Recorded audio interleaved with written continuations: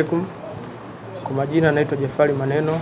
Niko hapa mbele yenu kwa niaba ya wachezaji wenzangu. Kwa ujumla maandalizi yote yameenda vizuri mpaka kufikia muda huu. Namshukuru Mungu, wachezaji wote tuko salama, tuna hali nzuri, tuna morali hali ya juu kuelekea mechi yetu ya kesho.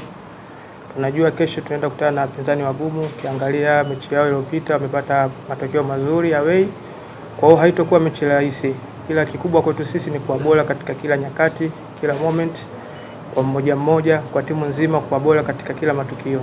Kwa hiyo tunafahamu bora wapinzani wetu, wana wachezaji wazuri, experience, lakini kwetu tunajua malengo ambayo tuko nayo kichwani, tutaingia kwa ajili ya kuipambania nembo yetu ya JKT Tanzania na kupata alama 3.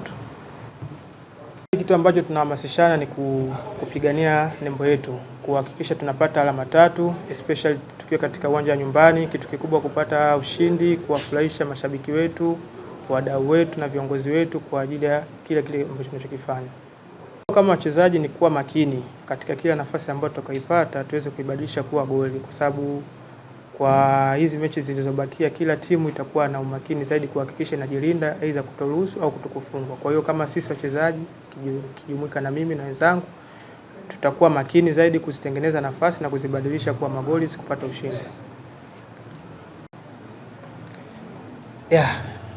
Tupo kileleni, lakini ukiangalia uhalisia kuna wenzetu wako chini yetu wana michezo mingi sana mkononi ambao hawajacheza, lakini kama wachezaji kwetu sisi ni faraja kuona kile tunachopigania kinatupa majibu.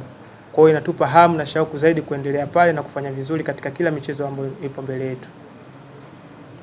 Ningependa kuchukua nafasi hii kuwashukuru mashabiki wetu wa JKT Tanzania kwa support wanaotupa katika kila mchezo, aidha tukiwa nyumbani au ugenini. Tunaomba wazidi kutushika mkono, tushikamane katika kila nyakati nzuri na mbaya, kwani mchezo wa mpira kila siku na matokeo yake, lakini kikubwa waje kwa wingi kutusupport katika michezo yetu.